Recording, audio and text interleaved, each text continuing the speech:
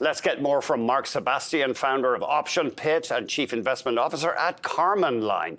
Mark, thanks very much indeed for joining us. Great to be here, Andrew. Good to see you. I know it's like a tennis match. We're watching the tariff comments, but now the journals, as you know, suggested maybe Trump would unilaterally bring down some duties, but his Treasury Secretary saying, nope, that's not going to happen. Yeah, and I think it was a little bit, we keep jumping ahead of ourselves on some of these headlines. Just shows you that, you know, psychologically, I think the thought process of retail traders and investment advisors, those not at the big bank level, their mentality is very different than your Goldman Sachs's and your JP Morgan's. They're using these rips to try and sell. Retail traders, investment advisors that have cash on the side, money managers, everybody that has cash on the side or used hedges to take that money off, they are terrified of this market ripping.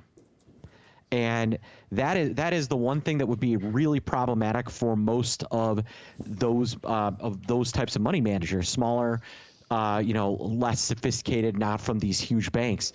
They need to catch the move up, and if they don't, they've got a problem. So we tend to see a little bit of extra volatility, both down and up, as these traders kind of get flipped in and out of being back in the market. Part of the reason why I think we continue to see these big intraday ranges. Maybe you can have a look at an intraday for the S&P 500. That's interesting, though. You say the big sophisticated Wall Street players are sellers of stocks right now? They're using these big bumps to, they were buying several months ago. They're trading inside of this, not trying to invest. So yeah, they were buying on Monday, but now today, you know, at those peaks, you could see positions coming off or being trimmed. Meanwhile, you've got retail traders and a lot of people with FOMO kind of jumping in. Once that initial FOMO kind of wanes in the morning, you get kind of the real price, and that appears to be where we've gotten to. What about this much ballyhooed sell-off in U.S. assets, people reducing their people's confidence in America as a financial haven reduced? Is that a real thing? Is it likely to last? I'm sure it is for some people. I don't think when you look systematically that it's enough to the people that are exiting is enough to really move the markets. Now, if that happens, you're going to really see it in the bond market first.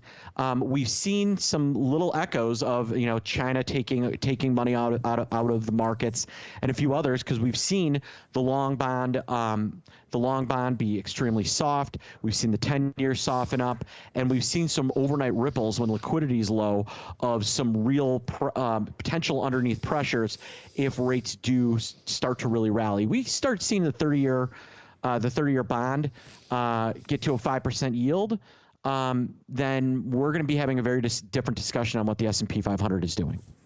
If that 10-year gets to 5%, because obviously that would increase funding costs for both the U.S. government and corporations. Right, and that's also people that are buying houses. That 30-year is you know, a good level for where their mortgages are.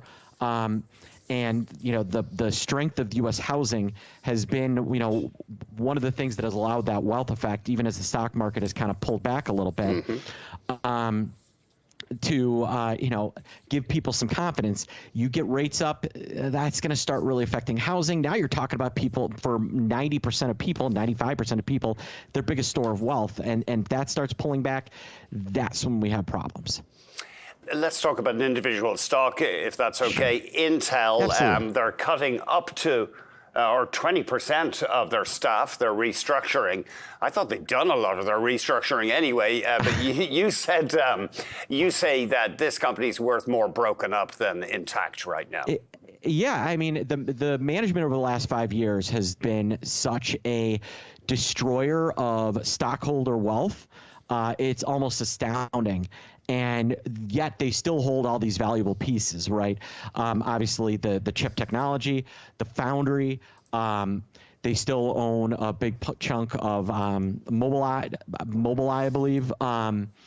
there's a lot of different pieces of this. There's a reason why down here we know that like Qualcomm sniffing at them, some outside chip makers are.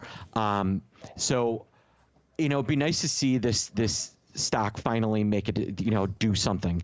It's been dead money or worse for 3 years plus. Maybe the best route at this point with the stock stuck in limbo is to explore, breaking the company up into its segment pieces and allowing them to operate. Would you be a buyer of the stock now, or is it premature? I own some. Oh. Just because, below $20, there's a lot of scenario.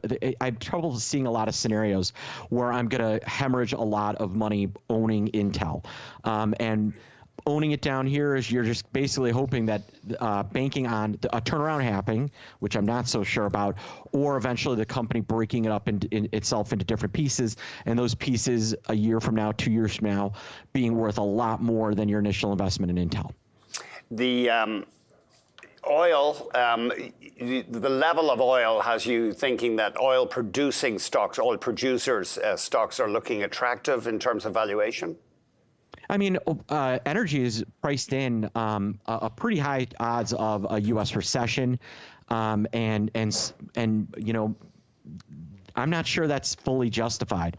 I think that there's definitely a higher risk of recession right now than there was 6 months ago or even 3 months ago. But when you look around and when you look at the smell test, when people get their stock statements back and the S&P is back here or a little bit higher, they're going to start feeling a lot better. And that probably that wealth effect provides a little bit of floor. Again, all this goes out the window if the bond market has a major hiccup. We're going to be, again, talking about a sub 5,000 S&P if that happens, maybe even 4,500. Wow. I don't think that's high odds of happening, but it's something retail traders and investors need to have in the back of their head is something to watch. If you're not looking at the bond market, you're basically not looking at the stock market. Tesla, what are your thoughts there? Apparently Musk is going to start focusing on the company he's CEO of again. Yeah, it's amazing. They reported absolutely abysmal earnings. But if you watch the stock right when those earnings came out, it actually moved up, a percentage point or two. It was up, I think, $1.20. And when I saw that told me sentiment was so bad that that they were actually worried about something worse than the bad earnings that were released. Then Elon Musk gets on the call, says, I'm cutting back my Doge work and moving back into working with Tesla and robotics and all the cool stuff that we do here. And the stock pops and now it's potentially built an interesting floor. We've got to watch the next day or two to see how it behaves post earnings. But I would not be surprised if if the market stabilizes, if Tesla isn't one of your leaders as we begin kind of the long rally back towards 6,000.